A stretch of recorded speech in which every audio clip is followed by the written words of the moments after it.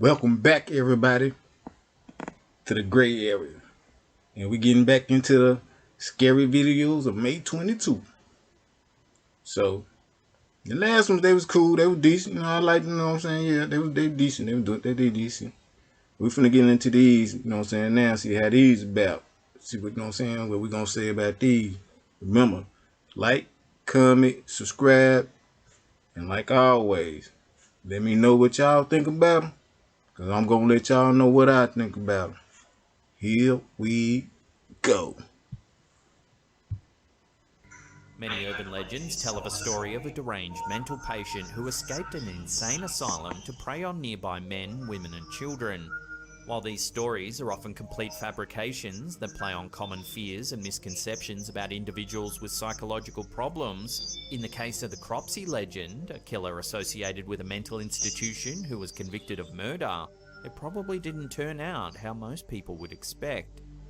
According to the most common iteration of the popular legend, which circulated around New York City through the 70s and 80s, Cropsey was an escaped mental patient who hid in the tunnels underneath an old tuberculosis hospital during the day. At nighttime, he would supposedly prowl the darkness, in search of wayward children and vulnerable targets to prey on. Some iterations of the tale claim that he had a hook for a hand, and the character even made an appearance in The Burning, a 1981 slasher film. That's a long, old school. Although it's a thrilling tale, no such figure was ever found on Staten Island. Some people even believe that this story was just a clever way to keep kids and teenagers from exploring the many abandoned factories. They don't stop them. They still go in that jungle with video cameras and everything. They don't stop them. Nonetheless, while the details of the Cropsey legend may have been exaggerated and distorted over the years, the tale does have a strong basis in reality. The story has its roots in a string of disappearances from the early 70s to the late 80s. Throughout this period, children went missing around Staten Island, and although authorities suspected a man named Andre Rand from the start, they simply couldn't find any concrete evidence to detain him. Despite having been convicted of sexually assaulting a girl in the late 1960s, dude look crazy as hell Andre Rand had somehow managed to keep his job as a custodian and orderly at the Willowbrook State School, a mental institution on Staten Island that he'd been working at since the mid-1960s. Although the institution didn't seem to care about its employees' backgrounds, his shady past eventually came to haunt him after the disappearance of a young girl named Alice Pereira on Staten Island in 1972. Aware of his criminal record, local police questioned the man soon after the girl was reported missing. However, despite their suspicions, they didn't have enough evidence to detain him, so they had to let him go. Over the next 15 years, he was thought to be involved with several more disappearances, but he was only charged in one incident, wherein he kidnapped 11 children and brought them across state lines to buy them lunch. He kidnapped 11 children in the incident, but he only served 16 months. Once he was out of prison, got 16 months. Continued. Man, what is wrong? In 1987, a girl named Jennifer Schweiger was reported missing, and she had last been seen with Andre Rand. By this time, the Willowbrook State School had recently closed, and its large campus had become a prime location for squatters and vagrants, including the recently unemployed Rand. Suspicious of the man and aware of his whereabouts, the local authorities searched the school, and after more than a month, an officer noticed what appeared to be a shallow grave on the premises. Soon after the grave was discovered, the police dug it up and identified Schweiger's body. Nearby, police found a makeshift camp that had been erected by Rand, all but confirming their suspicions. Following this discovery, let these men kill all them people. Of first-degree kidnapping, but they didn't have enough evidence to convict him of murder. Why not? He was sentenced to 25 consecutive years in prison, and he was set to be released in 2013. However, in 2004, more evidence was uncovered that linked him to the 1981 disappearance of Holly Ann Hughes, a young girl from the Staten Island area. Again, they couldn't convict him of murder, but he got another first-degree kidnapping charge and was sentenced to another 25 to life in prison. It looks like he'll be eligible for parole in 2037. So if you live in New York City, then you should be extra careful. Damn, this nigga's supposed to, this motherfucker, hey, about 5 minutes, but that motherfucker supposed to be on death row some damn well. Have you ever seen a mannequin Man, that that's looks crazy. so lifelike that you could have sworn it was a genuine human body? If you have, then you're not alone, and this may explain why so many stories of corpse mannequins have popped up over the years. One fateful day in 1976, a studio was filming an episode of The $6 Million Man at the New Pike Amusement Park in Long Beach, California. Yeah, I remember the $6 Million was Man. obscuring a shot, so one unlucky film technician had to move it so that the crew could continue filming. As he started to get it out of the way, an arm broke off, and it became pretty clear that this wasn't any ordinary mannequin. Within an instant, he noticed human bone and muscle around the broken piece of the mannequin's arm. And the Damn. crew quickly realized they were dealing with a corpse. They had a real body. After some investigation, it was found that the corpse belonged to an old criminal named Elmer McCurdy.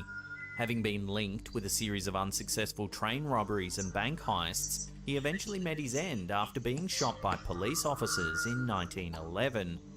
Due to his lack of friends or family, nobody claimed his body, and it was quickly embalmed and put on display by a dubious undertaker. On display? Are y'all At some point in serious? 1916, some carnival owners posed as McGurdy's brothers to con the undertaker out of McGurdy's body. From then on, the body was used in sideshow attractions by a slew of different owners across the United States, and it eventually found its home at the New Pike Amusement Park. This is a Upon body, being y'all. uncovered by A the real film live crew body. 65 years after his death, McCurdy was finally buried at a cemetery in Oklahoma. Real dead body. If you've ever been on a road trip, then you've probably dealt with your fair share of questionable motels. Between the drug deals, questionable hygiene, and strange characters that frequent them, there's no wonder that there's so many urban legends that have centered around these dilapidated venues. One of the most common stories describes a family or individual unwittingly spending the night in a room with a corpse under the bed. Still, despite the legends, there were never any verified instances of this happening until a couple booked room 222 at a Memphis hotel in January 2010.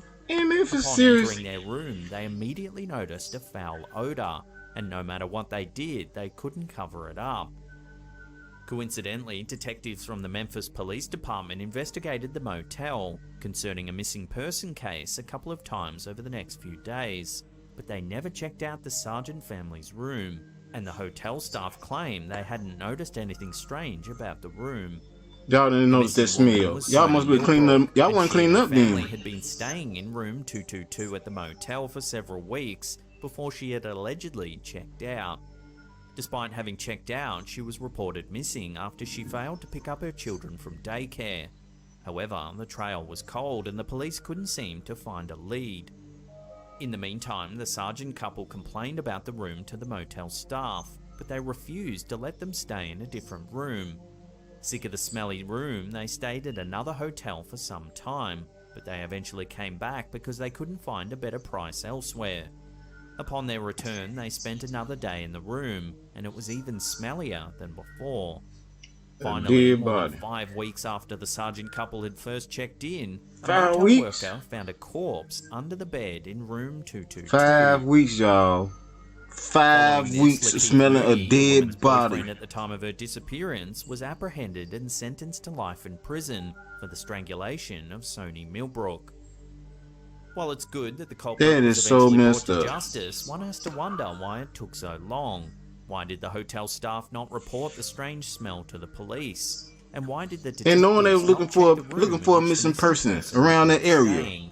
That's While crazy. some people have conspiracies and wacky theories about both aspects of the case, the most likely answer is plain incompetence. Thus, whether you're managing a hotel or running an investigation, it's always important to remember to follow your nose and leave no stone or bed unturned. That was crazy right there, In y'all. 1981, rumours started to spread about an arcade game like no other. They called it Polybius and said that it had psychoactive effects like some kind of hallucinogenic drug. While many have said that games have addictive properties, much like a drug, people claim that Polybius gave users a strong psychological urge to keep playing the game. While many variations of this legend exist, most versions of the story claim that the Polybius arcade cabinets I don't think mysteriously I ever seen that appeared game, in y'all. various spots throughout Portland, Y'all ever see that Oregon, game? and caused a slew of deaths and hospital visits immediately after their installation. Moreover, their appearances allegedly coincided with encounters with government agents and mysterious men in black. Reportedly, users would develop amnesia, hallucinations, insomnia, and other serious symptoms after playing the game. According to the most common version of the tale, all game cabinets disappeared within a month of installation, making the story conveniently difficult to verify for skeptics and journalists at the time. No genuine Polybius arcade cabinets have ever been found, and it's widely considered to be a simple urban legend. Nonetheless, several games have caused physical and psychological symptoms in various individuals throughout the history of gaming. Around the inception of the Polybius rumour, an Oregonian named Michael Lopez had to call emergency services after playing the game Tempest on an otherwise ordinary day. He claimed to have experienced a severe migraine and had vision issues after playing the game for some time. According to a newspaper in the area, the bright lights and flashing effects were very disorienting. Thus, That's the why they game had them could have seizure, plausibly caused migraines or affected individuals with warners on your game. sensitivities to flashing lights. Games, hardware, and visual media were not as well regulated back then, and video game studios often hired very small and inexperienced teams because the medium was still rather new at the time. Consequently, it's no big surprise that bad or harmful video games were occasionally released to the public. Tempest is just one of many games throughout history that have caused medical problems for players. For example, I ain't in know no games 1982, causing 18-year-old Peter problems. Bukowski achieved a high score Really in the game didn't. Berserk, and subsequently experienced a cardiac event that led to his death. While some sources claim that he was obese or suffered from heart disease, according to other reports, he was a healthy young man with no known problems. Whatever the case may be, his death serves as a cautionary tale to temper your excitement and not get too carried away, otherwise you could find yourself in an ambulance. The aforementioned deaths and other similar events in the early 1980s likely had some influence on the Polybius myth. Moreover, video games were relatively new at the time, so people would ascribe strange and magical properties to arcade cabinets, consoles, cartridges, and other related media. Of Just like with course, all most new people now things. understand that video games are just complex compilations of binary code that don't contain any supernatural properties, but it's still a good idea to limit your screen time and not get too excited when you do well in the game. It's hard to do, y'all. Alright, y'all, we're gonna leave it right there. And thanks again for tuning in to the gray area. Remember, like, subscribe, and comment. Until next time, like always,